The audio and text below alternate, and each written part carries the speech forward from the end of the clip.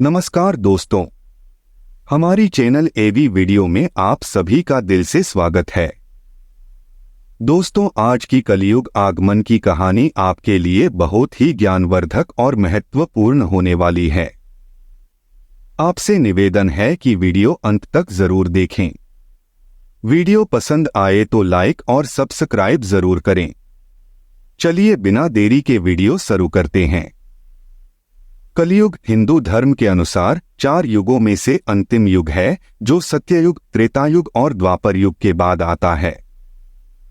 इसे अधर्म, पाप और नैतिक पतन का युग माना जाता है। इस युग में मानव जीवन में धर्म की ताकत कमजोर होती जाती है और सत्य, करुणा और परोपकार जैसे गुणों का अभाव दिखाई देता है। व्यक्ति स्वार्थ और भौतिक सुखों की प्राप्ति के पीछे दौड़ता है, जिससे समाज में अनैतिकता और अराजकता बढ़ती है। बहुत समय पहले की बात है, महाभारत युद्ध समाप्त हो चुका था। पांडवों ने धर्मराज युधिष्ठिर के नेतृत्व में हस्तिनापुर का राजपाट संभाल लिया था। लेकिन कुछ वर्षों बाद पांडवों ने सांसारिक जीवन से विरक्ति प्राप्त कर स्वर्गारोहण का निर्णय लिया और अपना राज्य अपने पौत्र राजा परीक्षित को सौंप दिया। राजा परीक्षित अभिमन्यु और उत्तरा के पुत्र थे। उनका जन्म स्वयं भगवान श्री कृष्ण के आशीर्वाद से हुआ था। परीक्षित अपने पूर्वजों के समान ही धर्मनिष्ठ, न्यायप्रिय और प्रजावत्सल राजा थे। उनकी नीति थी कि राजकाज केवल सत्ता चलाने के लिए नहीं, बल्कि धर्म और सत्य की रक्षा के लिए होता है। इसलिए उनके शासनकाल में प्रजा सुखी और समृद्ध थी।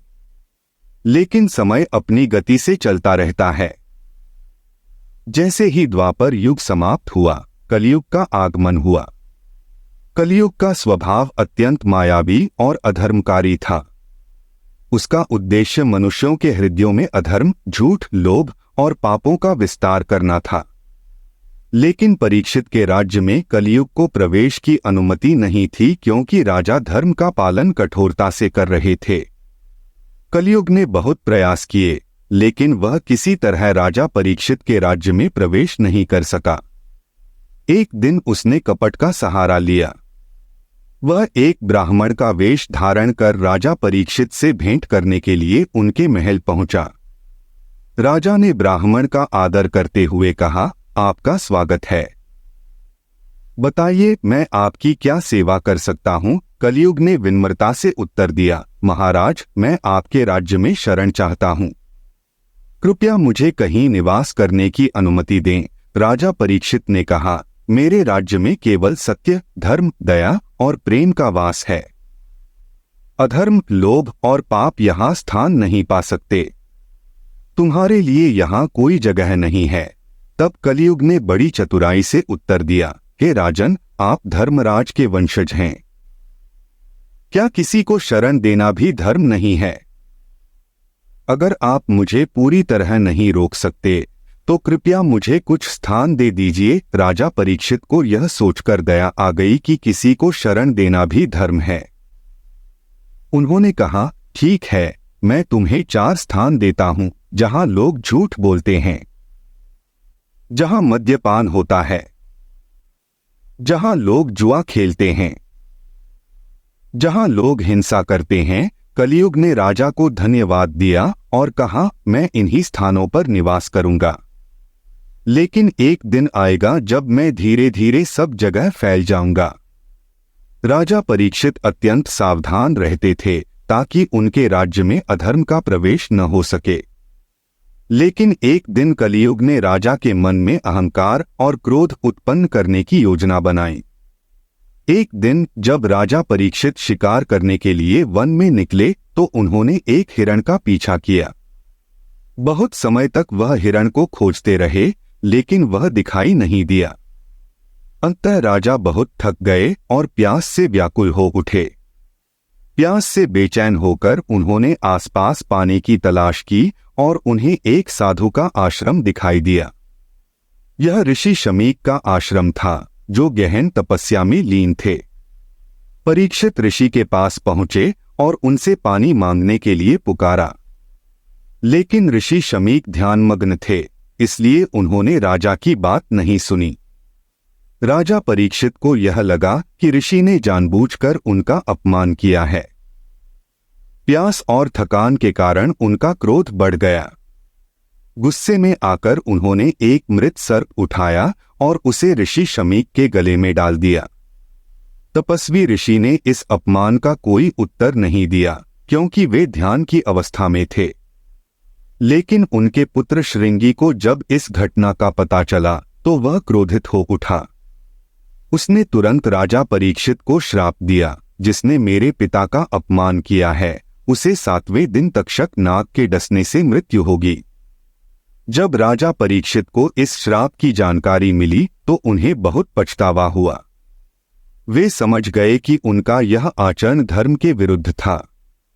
उन्होंने ऋषि शमीक से क्षमा मांगी, लेकिन श्राप को टाला नहीं जा सका। परीक्षित ने निश्चय किया कि वे अपना शेष जीवन भक्ति और भगवान के चिंतन में व्यतीत करेंगे। उन्होंने राजकाज छोड़कर गंगा तट पर कुटिया बनाकर 7 दिनों तक श्रीमद्भागवत का श्रवण करने का निश्चय किया। उन्होंने अपने शेष समय को भगवान विष्णु की कथा सुनने और आत्मज्ञान प्राप्त करने में व्यतीत किया। 7वें दिन, जैसा कि श्राप में कहा गया था, तक्षक नाग राजा परीक्षित को डसने के लिए आया। लेकिन राजा को अब मृत्यु का कोई भय नहीं था, क्योंकि वे भक्ति और आत्मज्ञान में लीन हो चुके थे। तक्षक ने उन्हें डसा और उसी क्षण राजा परीक्षित ने अपना भौतिक शरीर त्याग कर मोक्ष प्राप्त कर लिया। राजा परीक्षित की मृत्यु के बाद कलियुग का प्रभाव धीरे धीरे बढ़ने लगा। मनुष्यों के हृदयों में लोभ, क्रोध और अहंकार ने घर करना शुरू कर दिया। सत्य और धर्म का ह्रास होने लगा और अधर्म ने अपना साम्राज्य फैलाना शुरू कर दिया। लेकिन राजा परीक्षित की कहानी हमें यह सिखाती है कि चाहे कलियुग का कितना भी प्रभाव क्यों न हो, भक्ति और आत्मज्ञान के मार्ग पर चलने से मोक्ष की प्राप्ति संभव है। परीक्षित ने यह प्रमाणित किया कि पाप से मुक्ति और आत्मशुद्धि का सबसे अच्छा उपाय भगवान की भक्ति और ज्ञान है। राजा परीक्षित की कहानी से हमें कई शिक्षाएं मिलती हैं। अहंकार और क्रोध मनुष्य के सबसे बड़े शत्रु हैं। धैर्य और क्षमा का महत्व समझना चाहिए। श्राप और कर्म का प्रभाव अमिट होता है, इसलिए हमेशा धर्म के मार्ग पर चलना चाहिए। भगवान की भक्ति और आत्मज्ञान से मनुष्य मृत्यु के भय से भी मुक्त हो सकता है। कलयुग में चाहे कितने भी पाप और अधर्म फैल जाए, लेकिन यदि हम भगवान की शरण में जाते हैं और सत्य के मार्ग पर चलते हैं तो मोक्ष अवश्य संभव है। यही राजा परीक्षित की कहानी की सबसे बड़ी प्रेरणा है। इसी के साथ में उम्मीद है कि आज की ये कलियुग आगमन के बारे में वीडियो आपको जरूर पसंद आई होगी और चैनल को सब्सक्राइब जरूर करें। चलिए तो फिर मिलते हैं ऐसी ही एक और नई वीडियो में नए मैसेज के साथ। प्लीज अपना ख्याल रखें। धन्यवाद।